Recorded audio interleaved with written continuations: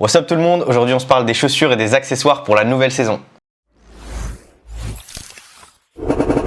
Ok les amis, j'espère que vous allez bien, c'est un plaisir de vous accueillir dans une nouvelle vidéo et aujourd'hui on va faire un petit peu le tour de mes recommandations et de ce que je conseille pour les joueurs de basket pour la nouvelle saison. On va se parler de chaussures, on va aussi se parler d'équipement et je vous propose qu'on commence tout de suite. Alors avant toute chose, pour mettre les choses au clair, je reçois énormément de questions, que ce soit sur YouTube ou dans mes DM Instagram, sur comment choisir sa chaussure de basket. J'ai déjà fait quelques vidéos à ce sujet-là, mais sachez que c'est quand même quelque chose de très personnel. Je m'explique, choisir une chaussure de basket, c'est choisir un équipement qui vous convient. On a tous des besoins qui sont différents, on a tous des pieds différents et de ce fait-là, il faut choisir la chaussure de basket qui correspond le plus à ce que vous souhaitez en tant que basketteur. Personnellement, je suis un joueur qui va favoriser le confort avant tout et l'accroche au sol. C'est pour ça que les deux attributs du confort et de la traction vont être clés dans mon choix de chaussures de basket. Je sais qu'il y en a certains qui sortent d'une entorse ou d'une fracture à la cheville et qui vont avoir besoin d'une chaussure qui maintient absolument bien le pied. Et il y a d'autres joueurs par exemple qui auront mal au genou et qui auront besoin d'un amorti haut niveau. C'est pour ça qu'en regardant mes tests, je vous invite vraiment à vous l'approprier en regardant quels sont les attributs qui vous conviennent dans une chaussure de basket et ensuite de faire votre choix en fonction de ça. Donc je me répète, mais il n'y aura pas du tout de chaussures de basket qui vont convenir aux meneurs particulièrement, aux ailiers ou aux intérieurs. C'est en fonction de votre style de jeu. De toute façon, vous voyez en NBA que les joueurs n'ont plus vraiment de poste. On peut jouer poste 2, poste 3, poste 4.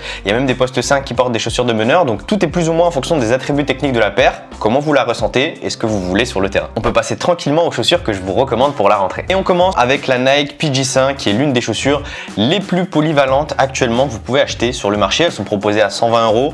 J'ai bien évidemment fait un test performance de la paire, donc vous pouvez le retrouver sur ma chaîne.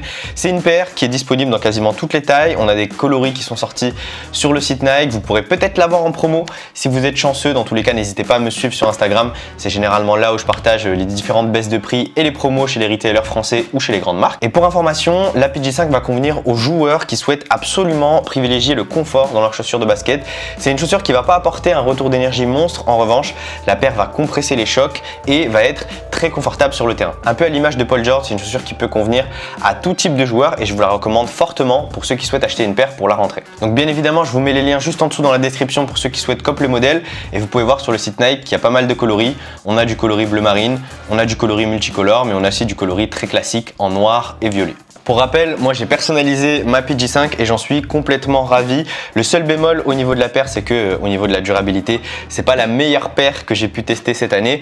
En revanche, je pense qu'elle peut tenir une bonne saison pour ceux qui prennent soin de leurs chaussures. La deuxième paire que je vous recommande, c'est la Nike KD 14. C'est une paire qui esthétiquement était pas forcément ouf à mes yeux quand je l'avais vue la première fois, mais dès lors que je les ai commandées, que je les ai testées sur le terrain, c'est une paire qui est juste exceptionnelle puisqu'elle est dans un premier temps assez polyvalente et dans un second temps, elle propose un amorti qui est vraiment haut niveau. On a un amorti zoom qui part de l'avant jusqu'à l'arrière. C'est un setup qui est vraiment complet, un setup qui va convenir encore une fois à tout type de joueurs et qui va vraiment plaire aux joueurs qui souhaitent du retour d'énergie, aux joueurs polyvalents, aux joueurs qui aiment driver, tirer. Cette paire, elle peut tout faire, elle peut convenir à tout le monde. Alors le seul bémol au niveau de la paire, c'est que la coque au niveau du talon est plutôt légère, ce qui fait que pour ceux qui souhaitent privilégier absolument le maintien sur une chaussure, ce sera pas la bonne option, mais elle a tout le reste. La troisième paire que je vous recommande, et là c'est pas un secret, c'est bien évidemment la gamme Kyrie qui a perduré tout au long des années et qui fait partie des paires les plus performantes à porter sur les terrains. Encore une fois, j'ai fait un test pour ceux qui souhaitent beaucoup plus de détails. Alors la Kyrie, c'est un peu le best-seller chaque année, que ce soit chez les filles, chez les garçons, chez les grands, chez les enfants. C'est une paire qui va à plus ou moins tous les basketteurs. Alors il y a quand même quelques spécificités. Sur cette Kyrie, ce qu'il faut noter, c'est que c'est une paire qui va privilégier le maintien, à contrario de la PG ou de la KD. Donc là, on a une paire qui est plutôt basée là-dessus. En revanche, c'est une paire qui va pas être énormément durable pour ceux qui jouent en extérieur. Et surtout, c'est une paire dans laquelle on va pas être 100% confortable. Pourquoi? Parce que la paire Kyrie privilégie le maintien et surtout, elle va être très compacte. Elle va coller aux pieds, elle va être proche de vos pieds. Et de ce fait-là, on n'aura pas forcément de quoi bouger ses petits orteils sur le terrain. Alors, on est là pour faire du sport, mais je sais qu'il y en a qui recherchent également du confort, et moi le premier. Et on l'aura pas forcément sur cette Nike Kyrie 7. Alors, c'est pour ça que c'est différent et que en mettant sur la balance certains attributs, certains préféreront la Kyrie, d'autres préféreront la KD ou la PG, mais en tout cas, ça reste une paire qui est assez fiable sur le terrain, hormis la durabilité. C'est une paire qui fera fureur, je pense, et qu'on verra tout au long de l'année sur les parquets. En vrai, entre la Kyrie Low 4 et la Kyrie 7, il n'y a pas énormément de différence, hormis que vous avez plus de liberté de mouvement et que les coloris de la Kyrie Low 4 sont vraiment stylés cette année. Moi, j'ai apprécié les coloris de la Kyrie Low et ce qui fait que ça reste une bête de paire aussi, mais la différence des 15 € se fera juste sur le bout de tissu qui va vous permettre de passer d'une Kyrie Low à une Kyrie classique et qui vous donnera un peu plus de liberté de mouvement sur le terrain. Donc comme vous le savez, la Kyrie c'est le best-seller et du coup il n'y a pas énormément énormément de tailles qui sont proposées sur le site Nike, en tout cas sur le coloris vert que je trouve vraiment génial. Sur le coloris noir un peu plus sobre, on a toutes les tailles, et là on a un nouveau coloris qui est sorti en jaune, qui est un peu farfelu. Moi personnellement c'est pas du tout mon style de coloris, mais je sais que pour ceux qui ont notamment des maillots de couleur jaune dans leur club, ça pourra totalement matcher avec votre style. Et en plus il reste des tailles. La dernière paire que je vous recommande, c'est bien évidemment la Under Armour Curry 8. Alors la Curry 8, c'était un peu un coup de cœur pour moi cette année parce que je m'attendais pas du tout à ce qu'une paire performe aussi bien sur le terrain. Que ce soit le shape de la chaussure qui ressemble à une paire de running, que ce soit quand on les enfile, c'est un chausson, des fois on a un petit peu de mal avec ce type de paire, mais là la paire était ultra confortable, elle couine pas sur le terrain, elle accroche du tonnerre, on a un nouvel amorti chez Under Armour. C'était un peu la révélation pour moi cette année. Alors elle est proposée sur le site de Basket for Ballers, et en plus, elle est en solde à 127 €, ce qui fait que vous pourrez l'avoir à peu près au prix d'une Kyrie. Par contre, elle a des spécificités assez particulières. Quand on regarde la paire de Curry, c'est une paire qui va convenir aux joueurs qui souhaitent une liberté de mouvement quasi totale. Alors Curry porte cette paire avec des chevillères, mais je sais qu'il y a certains basketteurs à qui j'ai fait tester cette Curry 8 qui m'ont dit « Ah non, ça va pas être pour moi ». Pourquoi? Parce que ils pensent qu'ils vont se faire la cheville avec, parce qu'elle donne énormément de liberté de mouvement. En tout cas, pour les joueurs qui souhaitent privilégier l'amorti, l'attraction et surtout une liberté de mouvement maximale, c'est cette Curry 8 qu'il faudra prendre cette année, notamment pour les joueurs qui shootent, qui vont pas énormément driver, qui vont rester au large et qui du coup vont pas prendre énormément de risques. Je pense que c'est une bête de paire, en sachant que voilà, je pense qu'elle est un peu sous-cotée cette année, les gens l'ont pas forcément acheté, l'ont pas forcément testé. A raison, hein, parce qu'elle était proposée à 160 balles, donc le gap de prix entre les anciennes Curry qui étaient vendues à 130 et celle-ci à 160 était un peu gros, mais en tout cas, moi je la recommande quand même pour les shooters, pour les joueurs qui jouent au large et surtout pour les joueurs qui souhaitent un confort du tonnerre. Go pour la Curry 8 et je pense que vous ne serez pas déçus non plus. Et la dernière paire que je vous recommanderai pour la rentrée, c'est bien évidemment la Nike Zoom Freak 3 que j'ai également en main. C'est une paire que voilà, je viens de terminer de tester cette semaine. C'est une paire qui est plutôt polyvalente. Alors tout va bien dans cette chaussure, que ce soit le double amorti zoom à l'avant, que ce soit la traction, la durabilité globale de la chaussure pour l'instant est un peu au-dessus de ce que j'ai vu sur les dernières chaussures de basket Nike. C'est un exploit hein, parce que les chaussures de basket Nike généralement ça dure pas énormément de temps, mais le seul bémol sur cette paire, et c'est un peu une avant-première sur mon test, c'est ce scratch.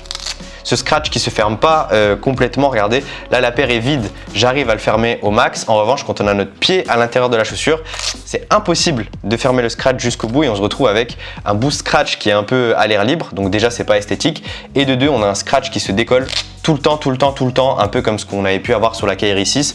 En tout cas, c'est une paire qui est esthétiquement et stylée. Sur le terrain, elle délivre. Le seul bémol, c'est le scratch. En tout cas, c'est une paire qui est beaucoup mieux que la Zoom Freak 2 et que la Zoom Freak 1. Je trouve que c'est une vraie avancée par rapport à la gamme Giannis. On a un peu changé de cap, je trouve, par rapport aux deux premiers modèles. Maintenant, ça reste une paire qui est performante sur le terrain. En tout cas, elle est proposée à 125 € sur le site de Nike. C'est 5 € de plus que le précédent modèle, sûrement dû à l'ajout de matériaux, plus de tissu, un scratch, etc., etc. En tout cas, c'est quand même une paire que je vous recommanderais cette saison. Alors sur le site Nike, on n'a pas énormément de coloris, on n'a que le coloris noir.